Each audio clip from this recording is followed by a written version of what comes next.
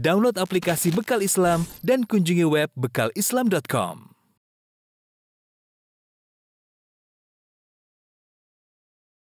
Bismillahirrahmanirrahim. Assalamualaikum warahmatullahi wabarakatuh. Alhamdulillahi ala ihsani wa syukru lahu ala taufiqihi wa amtinani. Asyhadu an la ilaha illallah wahdahu la syarika lahu ta'ziman li sya'ni. Wa asyhadu anna Muhammadan abduhu wa rasuluhu da'ila ridwani. Allahumma salli alaihi wa ala alihi wa ashabihi wa ikhwani. Hadirin dan hadirat yang dirahmati Allah Subhanahu wa taala, kita lanjutkan bahasan kita dari Syarah Al-Aqidah Al-Wasithiyah. Kita akan bahas beberapa ayat yang dibawakan oleh Syekhul Islam Ibnu Taimiyah rahimahullah taala yang menekankan tentang pentauhidan kepada Allah Subhanahu wa taala, ya, bahwasanya hendaknya Allah disifati dengan sifat-sifat yang agung dan dijauhkan dari sifat-sifat yang tercela, ya. Ayat yang pertama dalam surat At-Taghabun, Allah Subhanahu wa taala berfirman, "Yusabbihu lillahi ma fis samawati ma fil ard, lahul mulku wa lahul hamdu wa huwa ala kulli syai'in qadir."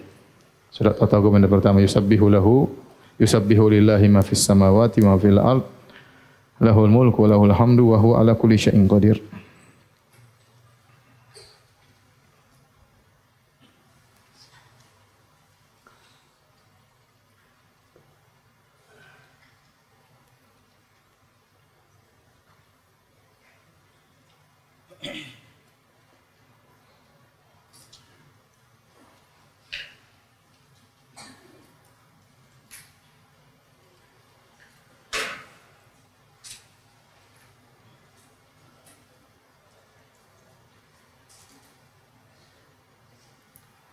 Ayat yang pertama dibawakan oleh Syekh Islam Taimiyah, ya. Di antara surat-surat yang disebut dengan surat-surat Al-Musabbihat. Surat-surat Al-Musabbihat itu surat-surat yang dibuka dengan yusabbih atau sabbaha, ya. Ya. Di antaranya surat At-Taghabun, yusabbihu lillahi ma fis samawati wa ma fil ard, bertasbih kepada Allah seluruh apa yang di langit, wa ma fil ard, seluruh apa yang di bumi. Lahul mulku wa lahul hamdu, bagi Allah segala kerajaan dan bagi Allah segala pujian. Wa huwa ala kulli syai'in qadir, Dia Maha Kuasa atas segala sesuatu. Tasbih, ya, secara bahasa, ya. Tasbih secara bahasanya al-ib'ad. Al-ib'ad yaitu menjauhkan. Ya. Itu maksudnya apa? Menjauhkan Allah dari sifat-sifat yang tidak layak kepada Allah Subhanahu wa taala. Sehingga kalau kita biasanya itu maksudnya menjauhkan, ya, Allah dari sifat-sifat yang tidak layak baginya.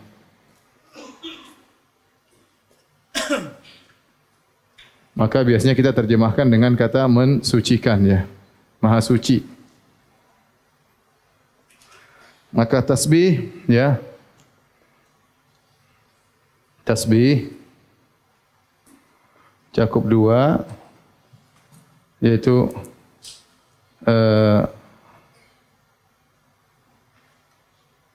tanzihullah anil uyub wan naqais, itu mensucikan Allah dari, ya, segala aib dan kekurangan. Oleh karenanya sering Allah menutup ayat subhanallahi amma yusyrikun, ya, karena kesyirikan adalah tidak pantas bagi Allah Subhanahu wa taala. Subhanallahi, ya, subhanallahi amma yasifun, maksudnya dari apa yang mereka sifatkan, ya. Yang kedua, ya, tanzihullah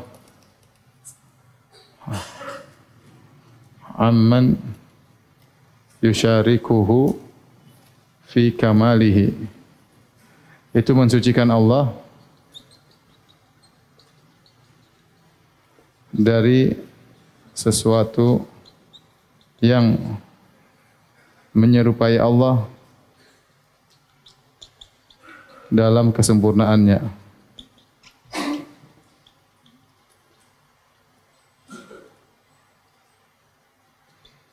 Diperhatikan di sini tasbih secara dalalat al-mutabaqah, ya. Ini dalalat al-mutabaqah. Kita sudah pernah bahas kalau masih ingat al-mutabaqah secara bahasa namanya tasbih itu mensucikan Allah dari segala aib dan kekurangan. Allah mensuci dari segala aib dan kekurangan. Namun kita tahu bahwasanya namanya ini nafyu mujmal, ini apa? An-nafyu al-mujmal. Dan kita tahu bahwasanya penafian semata tidak menimbulkan pujian kepada Allah, ya. Maka melazimkan bahwasanya Allah Maha sempurna. Maka dengan bidalalati al-iltizam, ya dulu ala anna Allah kamil, ya. Dengan kelaziman menunjukkan Allah Maha sempurna. Jelas ini kalau secara bahasa tasbih artinya Allah suci dari segala kekurangan dan aib. Nah, kalau Allah suci dari kekurangan dan aib, kelazimannya berarti Allah Maha sempurna, paham? Kelazimannya Allah Maha sempurna. Maka menunjukkan Allah Maha sempurna dengan kalimat tasbih dengan dalatul iltizam dan menunjukkan Allah bersih dari segala kekurangan dengan dalatul mutabaqah. Masih ingat atau tidak? Masih ingat, ya? Kita bilang rumah, kelazimannya berarti ada yang bangun, ya. Adapun rumah yang menunjukkan ya rumah itu sendiri, ya. Dalatul mutabaqah, dalatul iltizam. Tapi ini yang saya ingin jelaskan kalimat tasbih. Kita subhanallah. Apa maknanya? Subhanallah maknanya ini. Subhanallah, Maha suci Allah. Maksudnya apa? Maha suci Allah dari segala kekurangan dan aib. Kalau Allah Maha suci dari segala kekurangan dan aib, berarti Allah Maha sempurna. Nah, tasbih yang kedua, makna yang kedua, dalam kesempurnaannya tersebut tidak ada yang menyerupai Allah dalam kesempurnaannya tersebut. Allah bersendirian dalam kesempurnaannya. Itu Allah bersendirian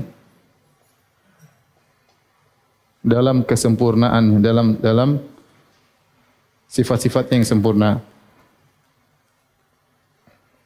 Ya. Allah Maha mendengar, tidak ada yang menyerupai Allah dalam Maha pendengarannya. Allah Maha melihat, tidak ada yang menyerupai Allah dalam penglihatannya. Maka di sini Allah disucikan dari, ya, Allah disucikan dari syarik, ya. Kemudian mathil, kemudian nid. Ini sama semua, kufu, ya. Ini semua tidak ada yang menyerupai Allah, tidak ada yang menandingi Allah, tidak ada yang setara dengan Allah. Maka itu salah satu bentuk dari tasbih. Jadi kalau kita mengucap subhanallah, kita menghayati makna subhanallah. Ya, subhanallah, ya Allah Maha suci Engkau, tidak ada kekuranganmu, tidak ada aibmu sama sekali. Subhanallah, tidak ada suatu apapun yang setara dengan Engkau dalam kesempurnaanmu. Dalam kesempurnaanmu tidak ada yang setara dengan Engkau. Itu makna dari tasbih. Tapi kita lanjutkan sekedar penjelasan singkat dari ayat ini. Yusabbihu lillah, bertasbih kepada Allah semua yang di langit dan di bumi. Semuanya bertasbih. Apa maksudnya bertasbih? Di sini ada dua pendapat dengan para ulama. Semua yang di langit dan di bumi bertasbih, ada khilaf, ya. Ada khilaf. Ada yang mengatakan maksudnya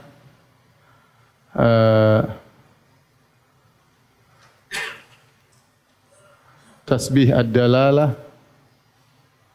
Ada yang mengatakan tasbih al-maqal. Tasbih dalalah maksudnya apa? Mereka mengatakan, ya sebenarnya benda-benda mati tidak bertasbih, enggak bisa ngomong. Tetapi tatkala kita lihat alam semesta ini yang begitu indah, yang begitu sempurna, maka menunjukkan dalalah, menunjukkan kepada kita bahwasanya Tuhan Maha sempurna. Ini pendapat pertama. Ini pendapat sebagian ahli tafsir. Mereka mengatakan batu tidak bertasbih, pohon tidak bertasbih. Ini kita enggak pernah dengar, ya. Tetapi maksudnya pohon-pohon, batu-batu, ikan-ikan, semua benda di langit dan di bumi bertasbih, bintang-bintang, meteor semua bertasbih. Maksudnya kita dengan melihat benda-benda tersebut menunjukkan kepada kita bahwasanya penciptanya Maha kuasa. Kenapa? Karena kesempurnaan makhluk menunjukkan yang menciptakan lebih apa? Sempurna. Paham? Itu namanya tasbihud dalalah. Pendapat yang kedua, enggak, tasbihul maqal, benar-benar bertasbih. Benar-benar bertasbih. Dan ini pendapat yang lebih kuat karena Allah berfirman, "Wa in min syai'in illa yusabbihu bihamdihi walakin la tafqahuna tasbihahum." Kata Allah, tidak ada satupun kecuali bertasbih kepada Allah, walakin la tafqahuna tasbihahum, tapi kalian tidak mengerti tasbih mereka. Berarti mereka bertasbih tapi kita tidak ngerti. Kalau tasbih udah lala kita paham berarti. Semua ngerti maksudnya gerakan matahari, gerakan ini, kemudian sempurnanya makhluk-makhluk Allah menunjukkan Sang Pencipta Maha Suci. Kita bilang subhanallah. Subhanallah. Kita kadang lihat makhluk yang indah kita bilang subhanallah, lihat air terjun yang indah subhanallah. Karena keagungan ini makhluk menunjukkan agung Sang Pencipta. Itu namanya tasbihud dalal. Tapi ini pendapat kurang kuat. Yang benar bahwasanya benar-benar makhluk-makhluk itu bertasbih. Cuma kita tidak ngerti. Itu yang benar. Oleh karenanya, sebagian benda-benda mati memang berbicara. Seperti di zaman Nabi SAW, dihidangkan makanan di hadapan para sahabat, maka mereka mendengar tasbihut ta'am. Makanan bertasbih. Didengar oleh Nabi, didengar oleh para sahabat. Kemudian Nabi SAW ketika berkhutbah, kemudian biasanya berkhutbah bersandar kepada sebuah batang korma, kemudian waktu dibikin mimbar, Nabi tinggalkan batang korma tersebut, batang tersebut yahin, merintih, menangis seperti anak bayi, terdengar suaranya oleh para sahabat. Ya. Menunjukkan bahwasanya Allah bisa saja memberikan perasaan kepada sebagian makhluk. Seperti kisah Nabi Musa. Nabi Musa alaihissalam mandi, dia taruh baju di batu, tahu-tahu batunya pergi. Maka Nabi Musa kejar, batu, bajuku. Nabi Musa keluar dari sungai, kejar sambil tidak bercelana. Kemudian mengejar. Kisahnya panjang, intinya demikian ya. Ya, demikian juga Nabi berkata, "Hadza Uhudun jabalun yuhibbuna wa nuhibbuhu." Ini gunung Uhud, gunung yang mencintai kita dan kita pun mencintainya. Intinya Allah mengatakan walakin la tafqahuna tasbihahum, mereka punya cara tasbih sendiri, namun kalian tidak paham bagaimana cara tasbih mereka ya. Ya, bahkan di zaman Nabi Daud alaihissalam burung-burung berkumpul ikut bertasbih bersama Nabi Daud alaihissalam. Burung hutut bisa ngomong sama Nabi Sulaiman, kalau kita dengar kita enggak paham, tapi Nabi Sulaiman paham apa yang dikatakan apa? Burung hutut. Semut ngomong kita enggak paham ya. Tapi Nabi Sulaiman tahu apa yang diucapkan oleh semut-semut tersebut. Intinya yang benar bahwasanya tasbihul maqal, mereka benar-benar bicara, tapi bagaimana caranya wallahu alam bisawab. Semua di langit ini bertasbih kepada Allah. Walahul hamdu, ya di sini walahul hamdu. Alhamdu, kalau ini adalah ifbat al-mujmal. Ini si an-nafyul mujmal tasbih. Tasbih ini an-nafyul mujmal. Kalau alhamdu ini al-ifbat al-mujmal. Dengan kita memuji Allah berarti kita sedang menetapkan sifat-sifat kesempurnaan bagi Allah secara sempurna. Karena Allah tidak dipuji kecuali karena sifat-sifatnya yang apa? Sempurna. Kalau ini isbat. Ya. Kenapa Allah tidaklah dipuji? Melainkan karena apa? Sifat-sifatnya yang sempurna. Ini salah satu kenapa kita muji Allah. Yang kedua, karena karunia yang Allah berikan kepada kita. Anugerahkan. Jadi kalau kita mengucapkan Alhamdulillah, hadirkanlah dalam diri antum dua perkara ini. Alhamdulillah, maksudnya Allah memiliki sifat-sifat yang maha sempurna. Dialah yang maha mendengar, dia maha melihat, dia memberi rizki, dia yang maha menjaga, dia yang maha menolong, dia yang maha segalanya, itu termasuk dalam alhamdu. Yang kedua, karena kita diberi rizki, kita diberi penglihatan, diberi kesehatan, diberi anak, diberi istri, diberi rumah ya, dan yang lainnya ya, maka kita memuji Allah alhamdulillah. Maka jangan lupa kalau bilang subhanallah, subhanallah, subhanallah, hadirkan makna tersebut. Beda, kualitas pahalanya beda. Alhamdulillah, alhamdulillah, alhamdulillah. Inilah metode dalam surat ini, dalam ayat ini, ya simpulannya, ya dalam ayat ini, kesimpulannya, Allah ya menggabungkan antara an-nafyu, penafian, dan al-isbat, penetapan. Dan ini adalah tauhid. Adalah metode tauhid. Sama seperti la ilaha illallah. Tidak ada yang berhak disembah kecuali Allah. Ya. Tidak ada yang berhak disembah. Ini nafyu. Tidak ada yang berhak disembah. Illallah ini apa? Isbat. Jika tauhid digabungkan antara nafi wal isbat, maka sempurnalah. Ya. Makanya dalam tasbih subhanallah bihamdihi. Antara tasbih dengan apa? Alhamdu. Maha suci Allah dari segala kekurangan, maha sempurna Allah dari sifat-sifatnya. Ada nafi, ada apa? Isbat. Paham atau tidak? Insyaallah ya. Kalau enggak paham terlalu.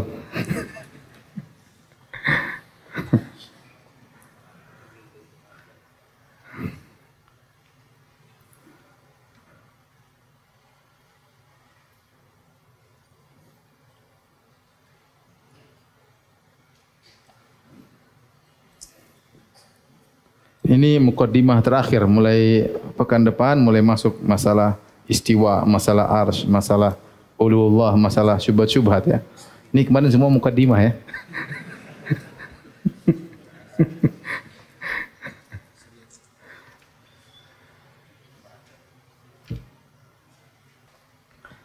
Sudah mulai ditranskrip Aqidah Wasithiyah tapi baru satu kajian. Semoga bisa selesai. Jadi foto-foto antum mudah-mudahan ada di situ nanti. Ya rahmakallah.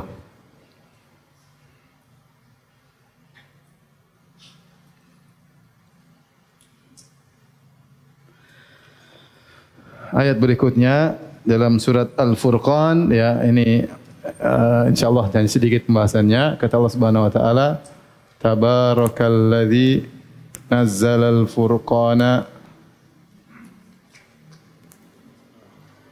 ala abdihi liyakuna lil alamina nadhira alladhi lahu mulku samawati wal ard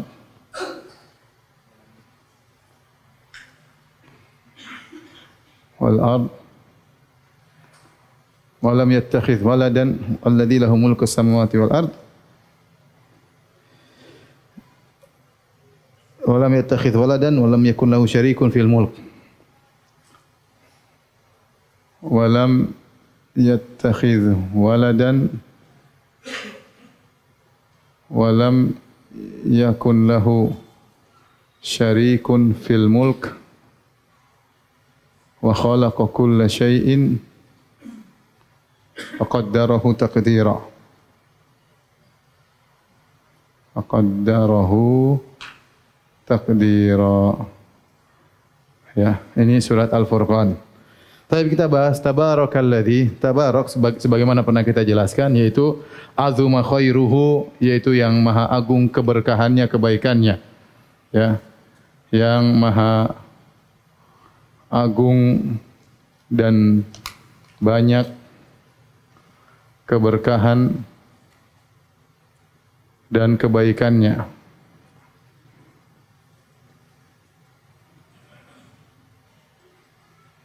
Itu tabarak dari berkah. Berkah itu adalah kasratul khair, banyaknya kebaikan dan menetap. Allah Subhanahu wa taala maha baik ya. Tabarakalladzi nazzalal furqan. Kemudian di antara kebaikan Allah adalah menurunkan Al-Qur'an. Di antara kebaikannya, kebaikan Allah yang agung adalah menurunkan Al-Qur'an.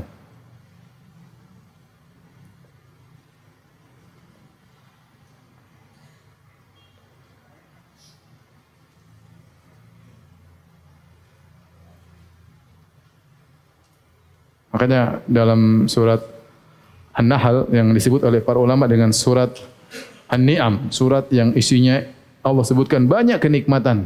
Di awal kenikmatan yang Allah sebutkan, ata amrullah fala tasta'jilu subhanahu wa ta'ala amma yusyrikun yunazzilul malaikata birruhi. Allah menurunkan malaikat dengan bawa Al-Qur'an. Nikmat yang paling apa? Pertama. Jadi nikmat paling besar adalah kita ada Al-Qur'an, subhanallah. Al-Qur'an pelipur lara, ya, penghilang kesedihan, peningkat iman, ya. Menghilangkan gundah gulana, ya, subhanallah. Kalau orang dekat dengan Al-Qur'an, maka dia merasakan kenikmatan yang luar biasa. Ini bukan basa-basi, ini kenyataan. Orang dekat dengan Al-Qur'an, sering baca, dia pahami maknanya, dia merasakan kebahagiaan yang luar biasa yang tidak dirasakan oleh banyak orang. Al-Qur'an, ya. Al-Qur'an. Nazzal al-Furqana. Al-Furqan, Al-Qur'an, karena dia disebut Al-Furqan, membedakan antara hak dan batil. Ala abdihi, yaitu Rasulullah sallallahu alaihi wasallam. Abdihi maksudnya Nabi sallallahu alaihi wasallam. Nabi sallallahu alaihi wasallam memiliki dua sifat. Sifat al-ubudiyah dan sifat ar-risalah. Yang kedua-duanya adalah tempat memuji Nabi sallallahu alaihi wasallam. Makanya wa asyhadu anna Muhammadan abduhu wa rasuluh. Aku bersaksi bahwasanya Muhammad adalah hamba Allah dan apa? Rasulnya. Kenapa disifatkan al-ubudiyah? Karena dia adalah manusia yang terbaik dalam beribadah kepada Allah. Maka ini pujian bagi Nabi sallallahu alaihi wasallam. Di sisi lain dipuji dari risalah, dia utusan Allah Subhanahu wa taala yang membawa wahyu, yang menyampaikan risalah Allah Subhanahu wa taala. Maka kita harus memuji Nabi dari dua sisi ini. Bahkan dalam kondisi-kondisi genting, Allah memuji Nabi dari sisi ubudiyahnya. Seperti dalam surat ini, Tabarakalladzi nazzala al-furqana ala abdihi. Maha suci Allah yang menurunkan Al-Qur'an kepada hambanya. Seperti juga Subhanalladzi asra bi 'abdihi lailan minal masjidil haram ilal masjidil aqsa alladzi barakna haulahu linuriyahu min ayatina. Maha suci Allah yang memperjalankan hambanya. Allah tidak mengatakan Maha suci Allah yang menjalankan Rasulnya. Jadi Allah terkadang memuji Rasulullah, memuji Nabi Muhammad SAW sebagai seorang Rasul, dan terkadang Allah memuji Nabi sebagai seorang apa? Hamba. Karena dialah yang paling sempurna menjalankan penghambaan kepada Allah Subhanahu wa taala. Di antaranya ayat ini. Di antara lagi firman Allah apa? Surat Al-Isra. Subhanalladzi asra bi abdihi. Maha suci Allah yang telah menjalankan hambanya, ya. In kuntum fi raibim mimma nazzalna. Kuntum fi raibim mimma nazzalna ala abdina fa'tu bi surati mithlihi. Ini abdina sama pujian. Wa annahu lamma qama Abdullah wa annahu lamma qama Abdullah yad'uhu kadu yakunu alaihi libadah dalam surat Iqra, ya. Nabi dipuji dengan sebagai hamba Allah, ya. Nah, orang-orang yang berlebihan kepada Nabi sampai mengangkat Nabi sebagai derajat Tuhan itu salah, itu tidak muji Nabi. Tidak muji Nabi. Nabi terpuji karena dia sebagai seorang apa? Hamba. Bagaimana Nabi salat sampai kakinya bengkak-bengkak? Ya. Dia dipuji sebagai seorang hamba, dialah hamba yang paling sempurna menjalankan penghambaan peribadatan kepada Allah Subhanahu wa taala. Lil alamina maksudnya Nabi sallallahu alaihi wasallam diutus untuk seluruh umat. Bahkan jin. Ya, bahkan jin. Makanya ketika Nabi diutus seluruh syariat mansukh. Nabi sallallahu alaihi wasallam berkata, "Lau kana Musa hayyan ma wasi'ahu illa tibai." Kalau Nabi Musa masih hidup, tidak boleh bagi dia kecuali menjadi pengikutku. Harus jadi ikut siapa? Nabi sallallahu alaihi wasallam. Nabi berkata, "La yasma'u bi ahadun min hadhil ummah Yahudiyyun wala Nasraniyyun thumma yamutu wa lam yu'min billadzi ursiltu bihi illa kana min ahli nar." Tidak seorang pun dari umat ini, Yahudi atau Nasrani, mendengar tentang aku kemudian dia meninggal tidak beriman kepada yang aku bawa kecuali penghuni neraka jahanam. Kenapa? Karena Nabi adalah utusan bagi seluruh alam semesta. Alladzi lahu mulku samawati wal ardh. Dialah Allah yang memiliki kerajaan langit dan kerajaan bumi. Wa lam yattakhidh waladan. Ini sudah kita bahas pada pertemuan kemarin. Allah tidak mengambil apa? Anak. Wa lam yakul lahu syarik. Allah juga tidak punya setara dengan Allah Subhanahu wa taala ya. Wa khalaqa kulla syai'in faqaddarahu taqdira. Ini kira-kira berkaitan dengan ayat ini. Di antaranya di sini ada penafian Allah tidak punya anak, ya. Allah tidak punya syarik sebagai penyempurna dari pembahasan tasbih. Tapi kalau sudah tolong dihapus.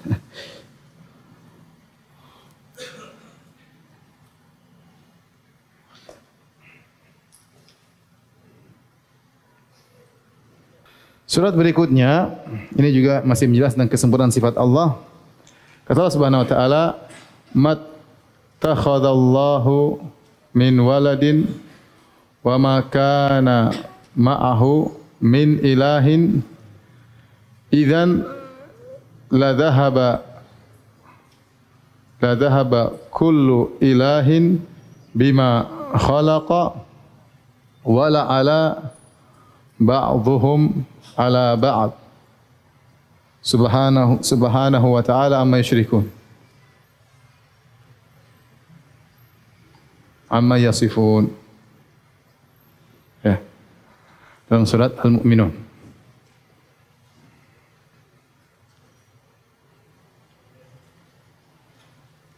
Subhanallahi amma yasifun. Subhanallah amma yasifun.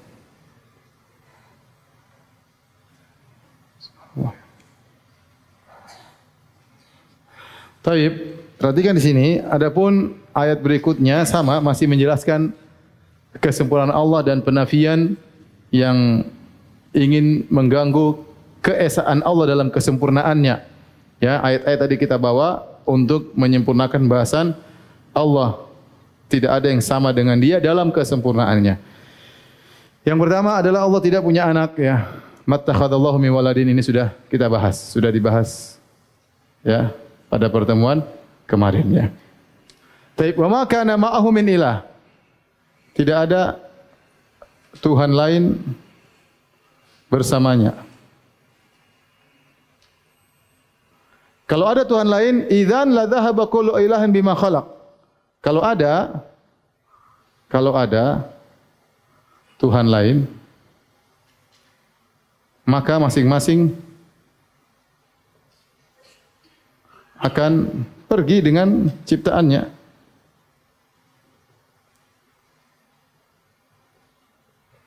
Atau yang kedua, wala ala ba'dhum ala ba'd.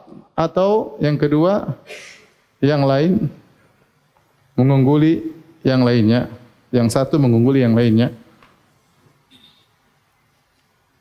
Akan mengungguli lainnya. Mengalahkan atau mengungguli. Menundukkan yang lainnya, Tuhan yang lainnya. Taib.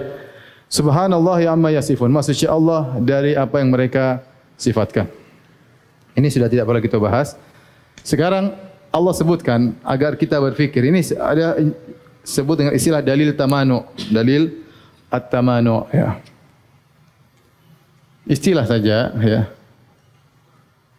Nanti akan saya jelaskan maksudnya apa. Kata Allah, Allah tidak ada Tuhan bersamanya. Kalau ada yang bersamanya, tentunya berarti ada dua Tuhan, ya kan? Yang satunya sibuk dengan ciptaan, yang satunya sibuk dengan apa? Ciptaannya. Atau dua Tuhan ini tengkar. Yang kemudian berikutnya dua apa? Tengkar dan akan menang salah satunya. Taib. Ini semua kalau kita mau bahas, ya, maka kalau ada dua Tuhan, maka ada tiga kemungkinan.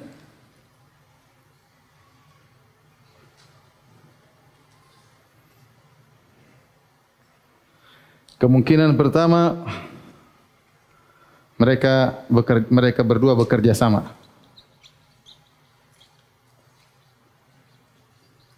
Saling tolong menolong. Ya, tolong menolong. Yang kedua, mereka saling berselisih, tengkar.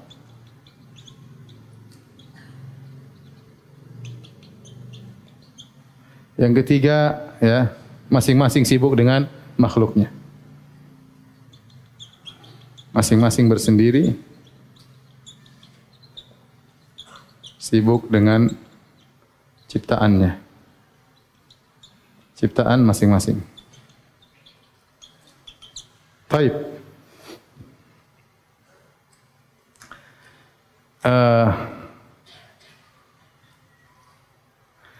Kalau mereka berdua bekerja sama, ya. Kelazimannya apa? Kelazimannya berarti masing-masing tuan nggak mampu, harus butuh dengan yang lainnya. Kelazimannya berarti masing-masing Tuhan tidak mampu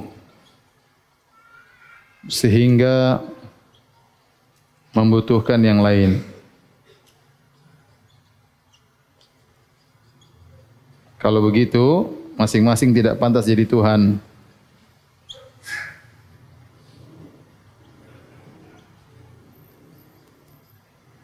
Tidak pantas jadi Tuhan. Ya, ini kemungkinan pertama. Makanya saya pernah cerita, saya ketemu dengan orang Nasrani, Cina, kemudian dia masuk Islam. Alhamdulillah sekarang sudah nikah. Waktu itu dia jomblo, ketemu dia lagi etikaf. Kemudian ngobrol, dia ada masalah, dia bilang, Ustaz, saya setiap mau nikah orang curiga, enggak ada yang mau, akhwat-akhwat ya. Ini saya panggil ikhwan di situ, pengurus, tolong nih bantu. Saya bilang, kamu masuk Islam kenapa? Saya cuma mikir, Ustaz, kalau Tuhan tiga, kalau ingin memutuskan suatu, diskusi dulu kapan selesainya. Urusan di dunia ini banyak sekali. Kalau kerja sama kan nunggu, udah siap gak kita kerja bareng, kan repot. Ya. Kalau Tuhan 2 atau 3, susah mereka untuk diskusi banyak masalah ya. Itu pun kalau mereka sepakat harus pertemuan dulu, harus macam-macam. Dia bilang, saya tidak percaya ya. Dengan urusan alam semesta yang begitu banyak, Tuhannya harus rapat dulu, repot ya. Terus kalau mereka berdua berselisih, maka ini ada 3 kemungkinan. Ya.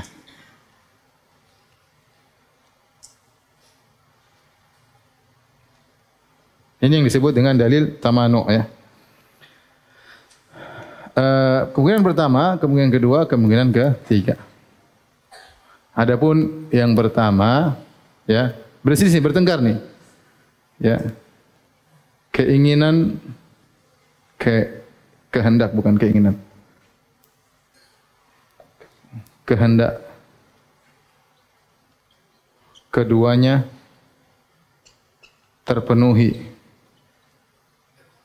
Yang kedua, kehendak keduanya tidak terpenuhi, tidak terwujudkan. Yang ketiga, kehendak salah satunya yang terwujudkan.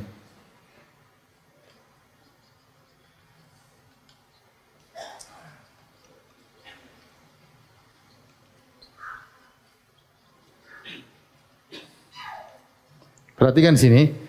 Kalau ada 2 Tuhan berselisih, ya, maka kehendak keduanya terpenuhi. Ini mustahil. Tuhan yang pertama ingin Joni mati, Tuhan kedua ingin Joni hidup. Mereka bertengkar. Sebagai kasus ya, ada si Joni. Jadi ini kadang nakal, kadang baik. Maka 2 Tuhan bertengkar. Satu Tuhan mengatakan, Joni kamu mati aja. Satu Tuhan mengatakan, enggak, Joni hidup saja. Sekarang bertengkar antara Tuhan A dan Tuhan B. Apa yang terjadi? Cuma 3 kemungkinan ini. Kemungkinan pertama, kehendak keduanya terpenuhi. Dan itu tidak mungkin. Berarti Joni hidup dan mati sekaligus. Ya. Berarti adalah jama' baina naqidain. Berarti al-jama' baina an-naqidain. Dalam istilahnya, menggabungkan 2 hal yang kontradiktif.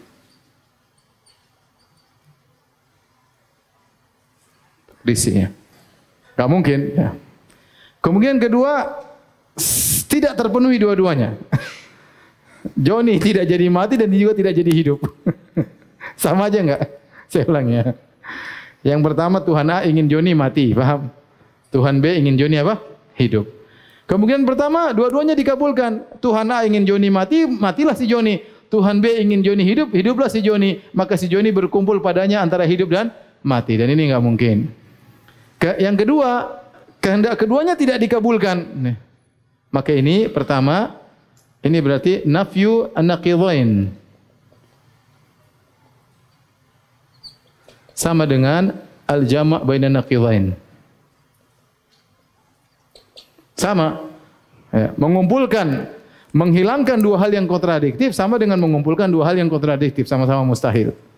Paham? Kalau yang di awal tidak mati, tidak hidup, yang ini tidak hidup, tidak mati, sama saja. Paham?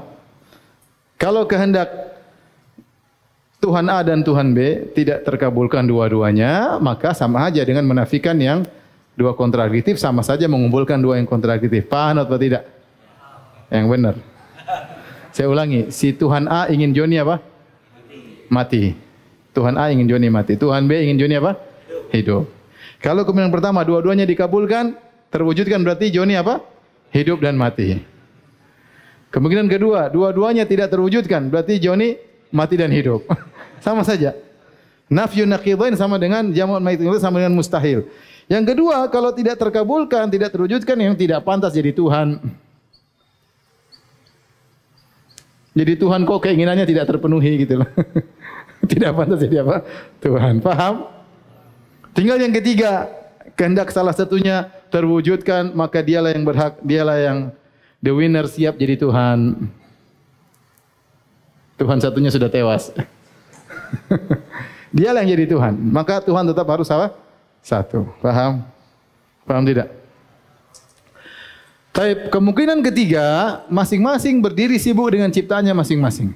Tuhan A punya ciptaan, Tuhan B punya ciptaan. Mereka sudah, kita saling hormat menghormati.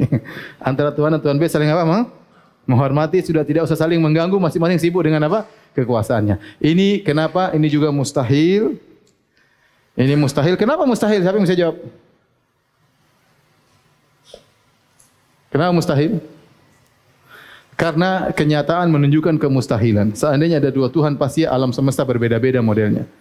Pasti ada, di sana sebelah sana matahari, sebelah timur, pasti ada hal yang berbeda-beda ya. Maka karena ya alam semesta ya apa namanya teratur semuanya. Ma tara fi khalqillahi min tafawut. Kata Allah, ma tara fi khalqillahi min tafawut. Ya, kalau ada dua, kemudian pasti dua sistem yang berbeda. Tapi kita tahu alam semesta di ujung barat sampai timur semuanya apa? Sistemnya apa? Sama. Manusia dari dulu ya begitu-begitu saja ya.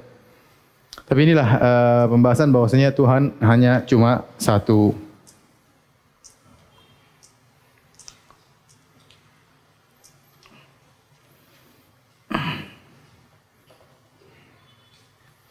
Kalau sudah tolong hapus.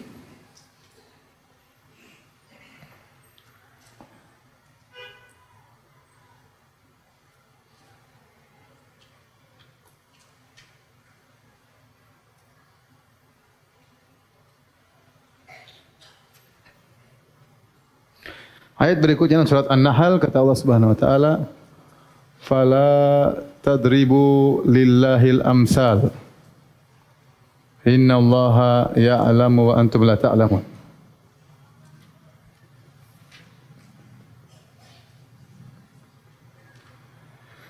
Janganlah kalian membuat amsal kepada Allah Subhanahu wa taala. Apa makna amsal?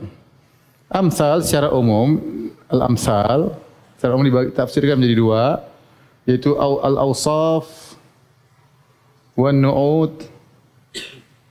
Itu artinya sifat-sifat. Itu jangan kalian buat sifat-sifat bagi Allah, karena Allah lebih tahu tentang dirinya. Yang kedua, jangan membuat perumpamaan kepada Allah. Atau apa? Kias atau analogi. Ya, ini maksudnya. Maka dua-duanya Allah larang, jangan sampai seorang menganalogikan Allah dengan apa? Makhluk, menyamakan Allah dengan makhluk, ya. Mengatakan Allah punya anak atau Allah punya sahibah, punya istri, atau ada yang menyamai Allah Subhanahu wa taala, ya, maka tidak diperbolehkan. Atau janganlah kalian beri sifat-sifat kepada Allah yang kalian tidak tahu. Allah lebih tahu tentang apa? Sifat-sifatnya. Allah lebih tahu tentang sifat-sifatnya. Dan ini keduanya adalah bantahan kepada Mu'attilah. Ini dua hal, bantahan kepada para penolak sifat. Al-Mu'attilah,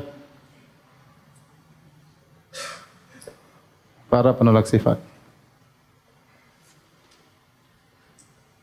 Ya. Karena mereka berbicara tentang Allah tanpa ilmu. Bicara tanpa Allah, mereka bicara tentang sifat-sifat Allah tanpa ilmu. Mereka berani mengatakan Allah tidak punya ini, Allah tidak bisa ini. Allah punya tangan, kata mereka tidak, Allah tidak punya tangan. Allah punya wajah, kata mereka Allah tidak punya wajah.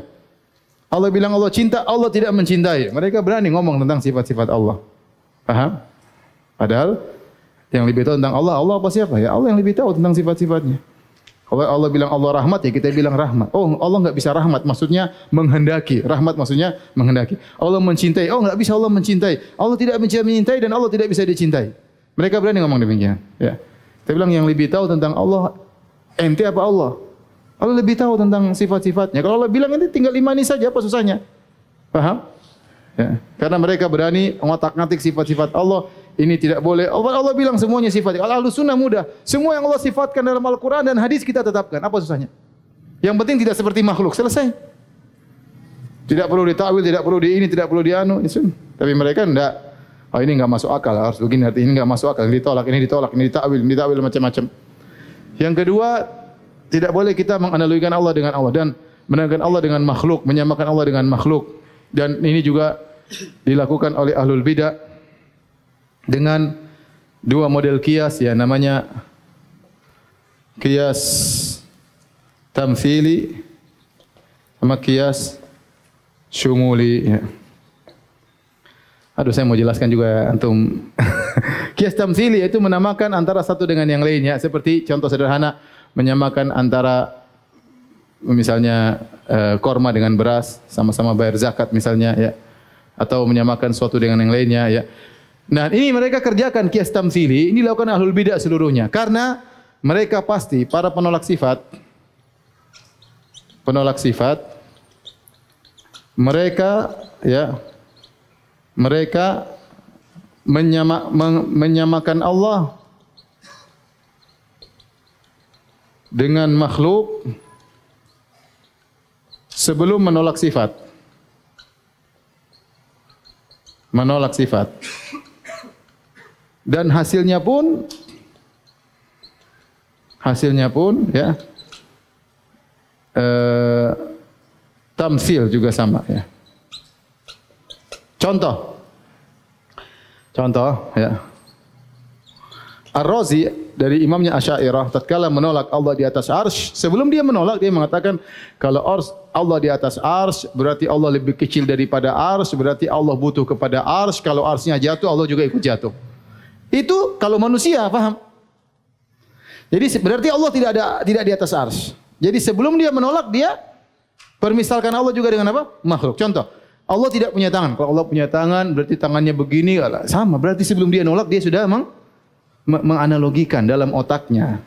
Kita Ahlus Sunnah jelas Allah punya tangan tidak seperti kita, selesai. Apa urusannya? Apa susahnya? Jadi mereka Mu'attilah ini semuanya sebelum mereka menolak sifat mereka mengkiaskan terlebih dahulu. Paham? Itu contohnya. Nanti ujung-ujungnya mereka juga mentamsil. Ujung-ujungnya berarti antum menyamakan Allah dengan zat yang tidak bertangan. Antum menyamakan Allah dengan sesuatu yang kurang. Menyamakan Allah dengan sesuatu yang naqs, sesuatu yang kurang. Sama seperti Jahmiyah. Jahmiyah mengatakan Allah tidak punya, ente Asy'ariyah Mu'tazilah menetapkan sifat-sifat berarti ente tasbih. Kalau kita Jahmiyah Allah tidak punya sifat, selesai. Mu'tazilah Allah tidak punya sifat. Kenapa? Kalau kita tetapkan sifat berarti kita menyamakan Allah dengan makhluk. Dalam benak mereka sudah menyamakan Allah dengan makhluk. Hasilnya apa? Hasilnya Allah tidak ini, tidak ini, tidak ini, tidak ini, tidak ini, sama Allah dengan sesuatu yang tidak ada. Apa bedanya Tuhanmu dengan Allahmu dengan sesuatu yang tidak ada? Bedanya apa? Sama-sama tidak ini, tidak melihat, tidak mendengar, tidak ini, tidak, sama bedanya tidak ada. Jadi sebelum mereka menolak, mereka mentasbih, hasilnya juga mentasbih. Atau qiyas syumuli, seperti mereka bicara tentang masalah ajsam, ya, kalau makhluk bersifat berarti makhluk berjism, kalau Allah punya sifat juga berarti berjism, sementara al-ajsam mutamathilah. Antum enggak usah nyatat lah, ini sudah pernah kita bahas, ya. Enggak apa-apa, enggak perlu tahu, ya. Saya cuma nyampein aja. Sudah azan kah? Saya azan deh.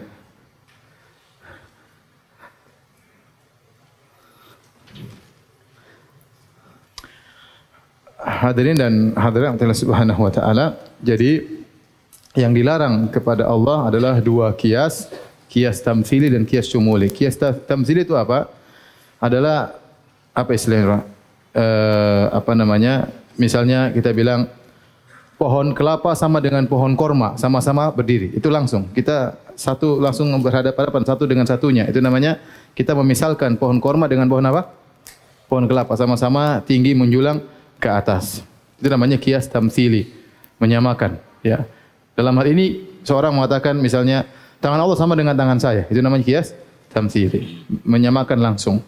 Kias syumuli adalah kias dua hal yang sama-sama berada pada satu kesamaan yang kulli, yang seperti gampangannya seperti beras dan korma. Beras dan korma sama-sama memiliki makna yang sama, yaitu makanan pokok yang bisa disimpan misalnya. Ya, makanan pokok yang sama bisa disimpan, maka anggotanya banyak. Makanan pokok yang bisa disimpan ini anggotanya banyak. Di antaranya korma, di antaranya beras, di antaranya jagung, di antaranya apa? Nah, ini namanya kias syumuli, yang di mana beras disamakan dengan korma karena sama-sama memiliki kesamaan yang kulli, yaitu sama-sama makanan pokok dan bisa disimpan. Dalam hal ini seperti mereka menolak sifat-sifat karena mereka menganggap kalau Allah punya sifat maka Allah jism. Ya. Allah jism, kalau Allah jism, makhluk juga jism, dan al-ajsam mutamathilah. Ajsam itu mirip-mirip, ya. Maka dan itu memiliki sifat ihdath, sifat suatu yang baru. Kalau gitu Allah tidak boleh punya sifat agar Allah tidak jism, dan antum bingung pasti. Nanti antum putar lagi ya di YouTube ya. Yang boleh ya. Yang boleh namanya kias aulawi. Maksudnya kias analogi Allah lebih utama. Ini boleh. Seperti firman Allah Subhanahu wa taala, wa amma adun fastakbaru fil ardi bighairil haqq wa qalu man ashaddu minna quwwah awalam yarau anna Allah alladhi khalaqahum huwa ashaddu minhum quwwah. Adapun kaum Ad, mereka sombong, mereka mengatakan mereka sombong tanpa hak di atas muka bumi, kata mereka, siapa yang lebih kuat daripada kami? Maka Allah mengatakan, Allah tentu lebih kuat, lebih utama untuk kuat daripada kalian. Kenapa lebih utama? Karena Allah yang ciptakan kalian. Awalam yarau anna Allah alladhi khalaqahum. Tidakkah mereka tahu bahwasanya Allah yang menciptakan mereka lebih kuat daripada mereka? Namanya kias aulawi. Seperti Nabi SAW mengatakan, waktu Nabi melihat seorang ibu memeluk anaknya, kata Nabi, "Lallahu arhamu." Kalau ibu ini sayang kepada anaknya, Allah lebih utama untuk sayang kepada kalian. Itu namanya analogi apa? Kias aulawi. Itu tidak mengapa seperti itu. Yang tidak boleh adalah kias tamtsili sama kias apa? Syumuli. Ya sudahlah, pokoknya antum sudah paham ya. Ayat yang terakhir ya. Dalam surat Al-A'raf, "Qul inna ma harrama rabbiyal fawahisha ma dhahara minha wa batana wal itsma wal baghya wa an tusyriku billahi ma lam yunzil bihi sultana wa an taqulu Allahi ma la ta'lamun." Dalam surat Al-A'raf tersebut Allah menyebutkan hal-hal yang Allah haramkan, kemudian di ujungnya Allah berkata, "Wa an taqulu 'ala Allahi ma la ta'lamun." Di antara tingkat keharaman yang parah di antaranya kalian berkata tentang Allah apa yang kalian tidak ketahui.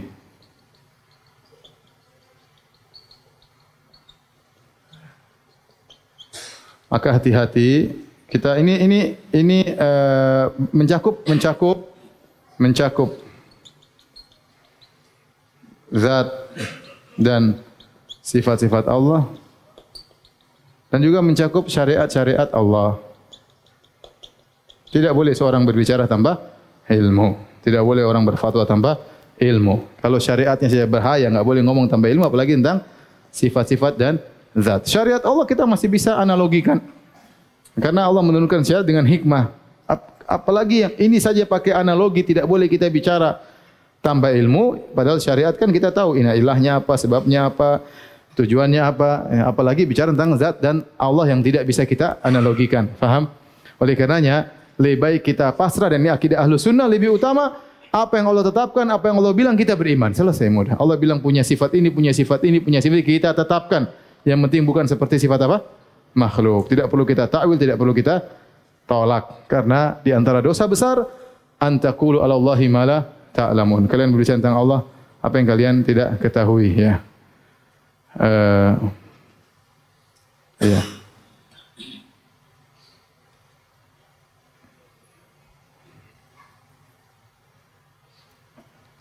Innama ya'murukum bis-su'i wal fahsya, ya. Allah menyebut tentang setan, sungguhnya setan itu memerintahkan kalian untuk berbuat buruk dan keji, wa an taqulu 'ala Allahi ma la ta'lamun, agar kalian bicara tentang Allah tanpa ilmu. Jadi barang siapa yang berbicara tentang Allah tanpa ilmu, dia ngikut setan, ya. Ya. Dia mengikuti apa? Setan. Taib, demikian saja kajian kita pada kesempatan kali ini. Insyaallah kita lanjutkan pekan depan. Apakah hari Jumat atau hari Sabtu, nanti tunggu pengumuman selanjutnya, ya. Allah alam bisawab.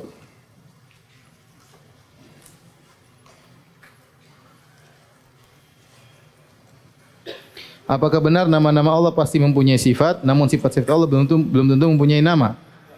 Nama Ar-Rahman pasti punya sifat pengasih, adapun wajah tidak punya nama. Bukan masalah nama Allah pasti mengandung apa? Sifat. Adapun sifat Allah bukan tidak punya nama. Sifat Allah tidak bisa diambil darinya, belum tentu bisa diambil darinya menjadi nama bagi Allah Subhanahu wa taala, ya. Sifat Allah banyak, perbuatan Allah juga apa? Banyak, ya. Tapi kalau nama Allah, tidaklah Allah diberi dengan nama tersebut kecuali tidaklah Allah bernamakan dengan nama tersebut kecuali karena ada sifat yang terkandung dalam nama tersebut. Allah mengatakan Allah Ghafur, ya, berarti Allah memiliki sifat apa? Ghufran, ya. Tapi Allah misalnya fantaqamna, kami pun membalas. Ya, tidak mungkin kita mengatakan Allah namanya Muntaqim, ya. Misalnya fa'adzabna, kami pun mengazab. Tidak mungkin kita namakan Allah Mu'adzib, sang pengazab. Nah, enggak bisa. Karena nama-nama Allah ada syaratnya. Di antara syaratnya adalah yaqtadi al-madah bi nafsihi, yaitu dia selalu secara sendiri sudah menimbulkan pujian secara tersendiri. Adapun Mu'adzib, sang pengazab, ini tidak ada pujian seperti itu. Seakan-akan kesannya buruk, ya. Meskipun Allah di antara sifatnya Allah mengazab. Tapi demikian saja, banyak pertanyaan tidak bisa saya jawab, ya. Insyaallah kita bertemu di kesempatan yang lain. Subhanakallah bihamdik asyhadu an la ilaha illa anta astaghfiruka wa atubu ilaik. Assalamualaikum warahmatullahi wabarakatuh.